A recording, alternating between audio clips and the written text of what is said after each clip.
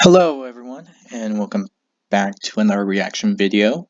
This one was suggested by Christian White, and the suggestion was, as you can see from the title, Game Theory Among Us lore, you will always lose.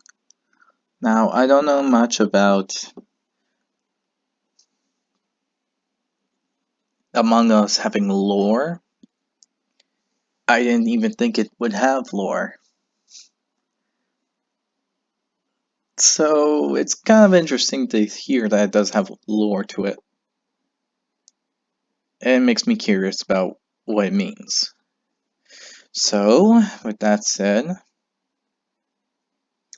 I hope you all enjoyed this video. If you did, be sure to hit the like button down below to show your like and support for these types of videos. Also, be sure to hit the subscribe button to be a part of the channel, and be sure to check out other content. I have done other reaction videos, and I also do gameplay stuff such as Sky Factory, which is a Minecraft thing, but I can do Minecraft stuff, and also some other game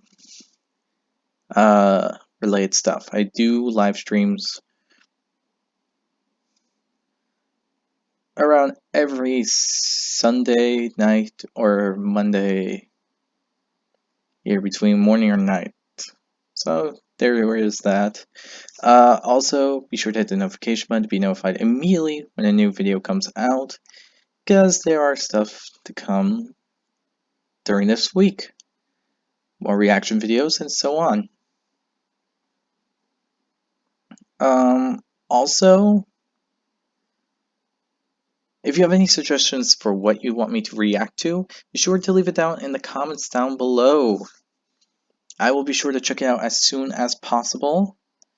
And without that all said, I hope you all enjoy, and let us begin. O2 is out again. I've got it. Be careful out there. We'll watch out for you. Do you receive me? We've got you, Blue.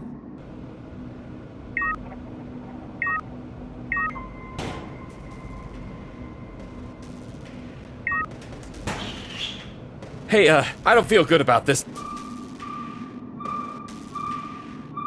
Move, Blue! Move! Someone's coming for you! Get out of there!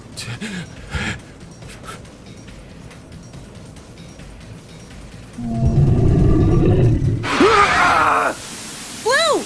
Blue! Blue! He's gone. He's gone.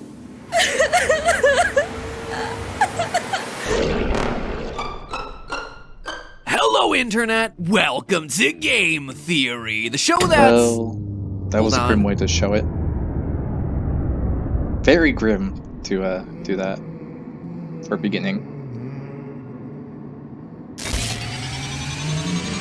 Sorry, I've been having a lot of issues around the Theorist Station lately. Anyway, after doing our first Among Us video, I received the following comment on my second. Bruh, stop milking this. Yeah, me doing 2 videos about the biggest trending game right now is really milking the title. So anyway, today I'm doing a 3rd video about Among Us, and yeah, today is about the lore of this game, because there is a greater story being told here. Let me warn you, it's not a pretty one. This is a game where canonically you lose. Your best interrogation skills, your mastery of 900 IQ strats, your sussing out of the most sus suspects, all for nothing. You will die. Your friends will die. Your loved ones will all die. There is no winning in Among Us. Don't believe me? Stay tuned. As we're told by the official developer's website, Among Us is a game where you're an astronaut crew member that must, quote, attempt to hold your spaceship together and return back to civilization, with the stipulation that one crewmate has been replaced by a parasitic shapeshifter.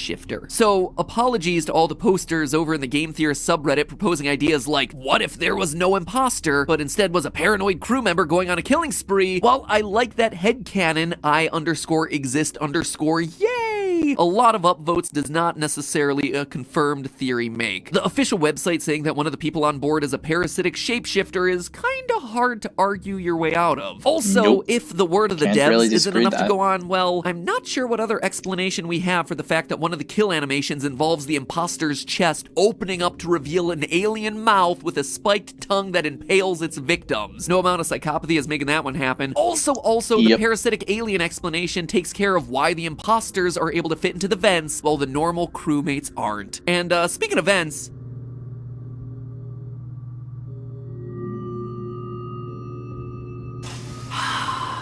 feel that cool air. I love a good working AC system. Anyway, before we continue, it's Okay, also that's worth pointing trippy. out that these Please don't do crewmates that are anymore. most likely human. Maybe that's something that you just assumed, but it's actually not as clear-cut of a conclusion as you might think. You see, we can presume that their biology is somewhat similar to ours, given that they require oxygen to breathe, they have heart rates that we see on the monitors, they have blood types just like we do, and maybe most Yep. significantly, they have vending machines full of soft drinks like Mountain Dew and electronics made by Samsung. Sorry, copyright neutral drinks like Don Dew and electronics made by Simsong. Oh, and that vending machine also includes an Easter egg reference to the developer's other game, Henry Stickmin, the energy drink. You caught that one, right? Henry Took me an Stickmin? embarrassingly long time to figure out that both games were made by the same team. Hey, imposter, see something, say something. That's so interesting. I wonder, how weird is that? There's gotta be something going on.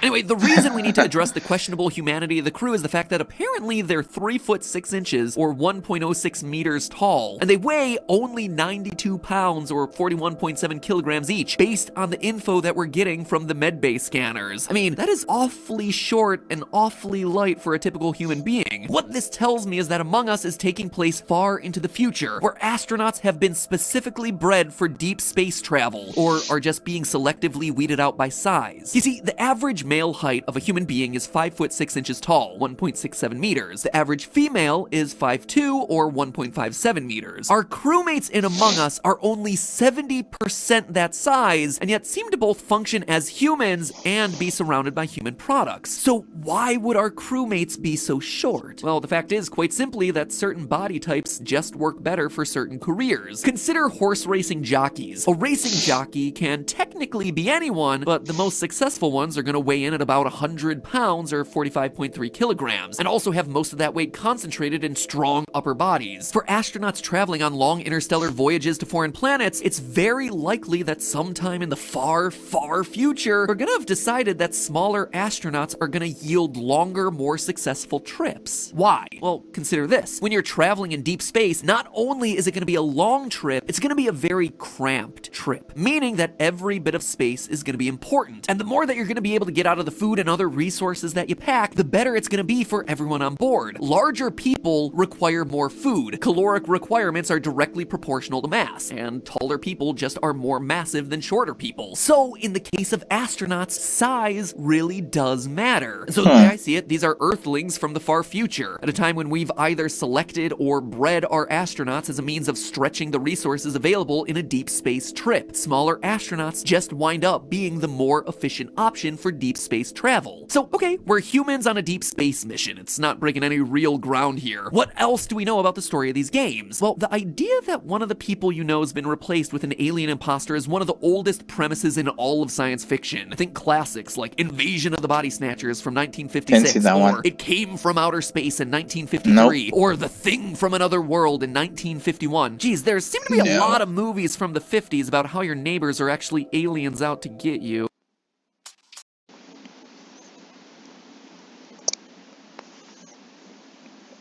Nah, I never seen those movies. They do seem interesting though, so. Couldn't have anything to do with all that Cold War paranoia, could it? Nah. But out of all the sci-fi classics, there's one that this game seems to pay direct homage to. The 1980s science fiction movie, The Thing. It's actually one of my all-time favorite horror movies, which makes it a perfect time to talk about now that it's Nice. October. I'll give you a quick Oh, summary that since the movie is one. older than most people watching this video. Let's be honest, it's older than most of the people working on this video. The Thing is set in Antarctica, where a group of American That scientists was are the thing where interrupted they at their was in- base by a helicopter shooting at Let me think. That was the movie where the alien shape shifts into the crewmates in the research center. taking them out one by one and escaping and all that, trying to escape and get to civilization so it can eat and conquer, something like that. I don't remember it fully, but I do remember the movie.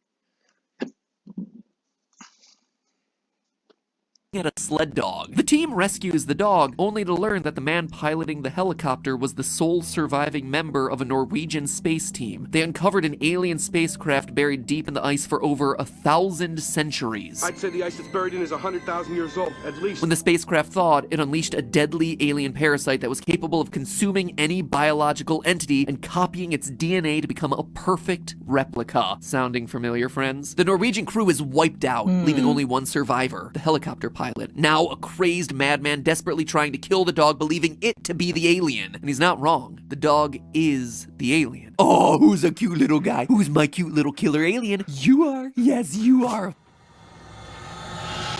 Good boy, go fetch. What ensues is, well, basically the plot of Among Us. The people on the science station have various tasks that they have to perform, requiring them to split up, which has the paranoia ratcheting up as they all begin to suspect each other in the quest to try and ferret out the alien imposters, sometimes even killing innocents. I mean, even the debates Now that that they he have in this movie mentions sound it. a lot like the team meetings that are held in Among Us. Really? He's one of them. When do you think it got to him? At any time, anywhere. Hey, look, Childs, come on. When the lights went out. That would have been a perfect time. Right. You said guys were missing and winters. Where were you? The players against each other. Yep, just about as calm and collected as a discussion in Among Us 2. So it's Among Us with the added wrinkle that the killer can now pose as the victim he just killed, which is actually a really cool wrinkle that they should try adding into the game. Oh yeah, and if the parallels between this specific movie and the game weren't clear enough to ya, the alien's favorite form of attack is its long, sharp, piercing tongue that it uses to both grab and puncture its victims one by one. Pretty reminiscent of that one kill animation from the game, isn't it? Also, the alien in the movie isn't just something that you can kill by stabbing or shooting it. It has to be burned to a crisp or destroyed in an explosion to actually get rid of the thing. Which again is why we see the game requiring more permanent solutions like the airlock or lava pit. In the movie, the remaining human characters eventually decide to do the heroic thing. They accept that they're all going to die in the Antarctic science station, so the mission shifts from escape to destroy the alien imposter at all costs so it can't infect anybody else. But that's not the case in the game. Unlike in the movie, in the game, we know that the alien wins and the worst comes to pass. Look at this. Reading the story. Yeah, that just... did the creators get inspiration from the movie? I mean, it can make sense. A lot of things are made from inspiration from one thing or another.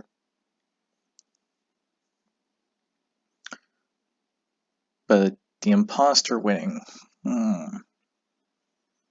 The only way the imposter could survive is if all the tasks are done.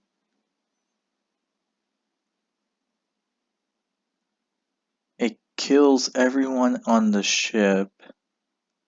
Oh no, in the map. It kills everyone on the map.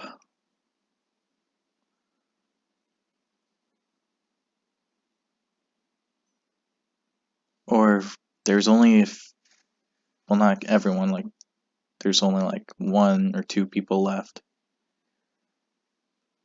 But then again, they would end up killing those survivors, so yeah. What else? What else is there for the imposter to win?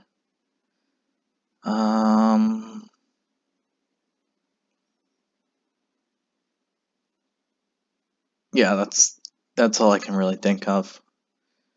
Because the only way to really kill the imposter is if you vote it out. Vote them out. So store page description for the sense. game's DLC maps, Mira HQ and Paulus, we learn the following. Mira HQ, quote, after a long journey on the Skeld, crewmates should spend some time back at the Mira headquarters. Surely there aren't as many imposters there. So obviously the long journey on the Skeld is referring to the events that took place in the game's first map, which presumably is when the crew first encounters the alien. After surviving an encounter with the alien parasite, the crew seems relieved to return to Home Sweet headquarters, thinking that they're safe, but it seems the alien menace has traveled with them back to the HQ. And things don't get any better with the third map of Polis. Again, from the description of the Polis DLC store page, quote, man the expedition to the research base on Polis, a planet far away from any would-be imposters. And by the way, Polis is a direct connection back to the Henry Stickmin lore. In episode 4 of Henry Stickmin, Fleeing the Complex, one of the guards is named Paulus Petrovich. Same name, but how do I know they're connected? Grab a hold of his bio and you get this. Quote, Paulus Petrovich, he won a sweepstakes and got to name a planet after himself. So, pretty solid confirmation that these two universes are connected. So, according to this game's lore, Polis should be a safe space. But of course, once you load up the map, people are bound to start dying as the alien parasite is once again running amok. The conclusion here is obvious. If this was indeed a safe place before the crew arrived, then obviously the alien parasite traveled with them. We are bringing the alien parasite wherever we go. We are spreading it. Canonically speaking, we failed in killing the imposters on the Skeld, which allowed them to infect the headquarters. Now, because of all of our research missions to other planets, the imposters are able to reach places that they never could have otherwise. Ever think it's strange that a win condition in the game is simply completing all of your science tasks? I certainly did, because it means that you get home, but the imposters are still alive. They're still in your crew. But that's the canonical ending, my friends. You may have thought that you won, but as the game title says, the alien imposters are still among us. It's only a win because you're continuing the grisly, tragic story of the game. It's like in all the recent FNAF games. Congratulations, your skeleton got scooped out of your body. You got the official canon ending. Congratulations, your body was possessed by an evil AI and now your conscience is trapped inside of a digital prison. You got the good ending. A winner is you. Congratulations. Yeah. You just doomed the entire galaxy to a gruesome death at the hands of a series of brightly colored jelly beans. In fact, by this point, the crew members seem to have accepted frequent murder by alien imposter as a basic fact of life. It's gotten to the point where they're making snowman recreations of murder scenes. Jeez, these astronauts must have themselves a really grim sense of humor, and apparently no sense of urgency when it comes to doing their tasks if this is what they're doing in their free time. Because they know it's impossible. They've lost, and so will you. You don't need to be a 200 IQ crew member to see where this story is going. It's the tale of a bunch of astronauts who, through their actions, are allowing the alien parasite to spread. A fate that was narrowly avoided by the crew in the thing. Every step they take that brings them closer to home is one step closer to the demise of their home planet, with every person on it eventually becoming infected. Oh, wait, gotta deal with this.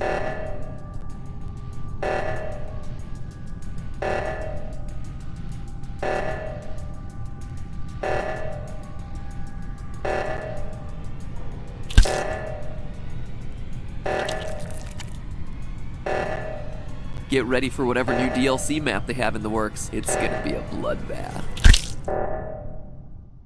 But hey, that's just a theory. A game theory. Thanks for watching.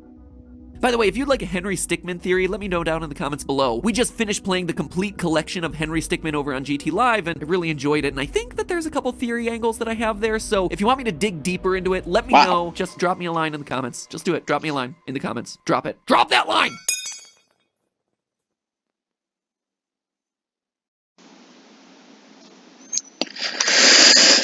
Alright there, everyone. That was an interesting thing to go through. But yeah, I can kind of see where he's going with this. Makes sense, actually. Though I wasn't really expecting them to compare it to the thing.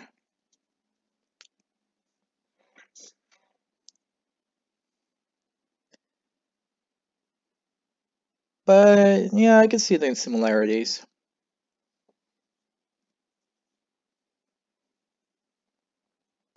Can't really argue with it.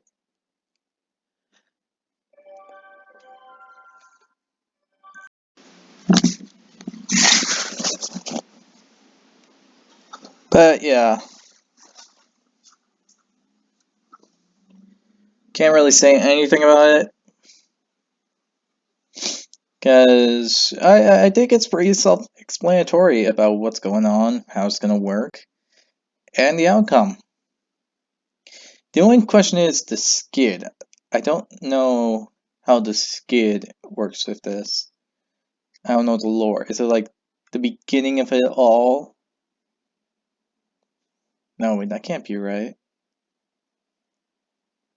Wait, no, the skid is the first map. No, I meant the ship, the cruise ship, the ship.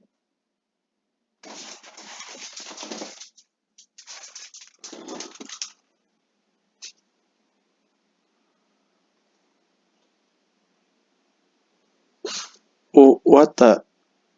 Uh.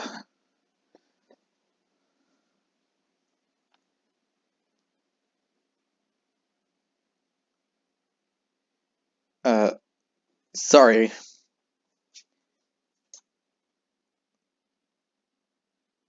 An actual earthquake just came through.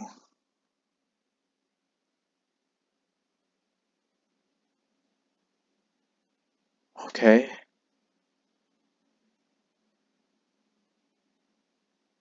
Okay. I think we're good. Um. Anyway, if you liked the video, be sure to hit the like button down below. Also, be sure to hit the subscribe button. And hit the notification button to be notified immediately when a new video comes out. Be sure to check out the channel for other video content that I've provided. Also, once again, if you have any suggestions to what I should react to next, be sure to leave it down in the comments down below. But that said, I'm going to get to cover for a bit, and I'll see you all next time. Bye.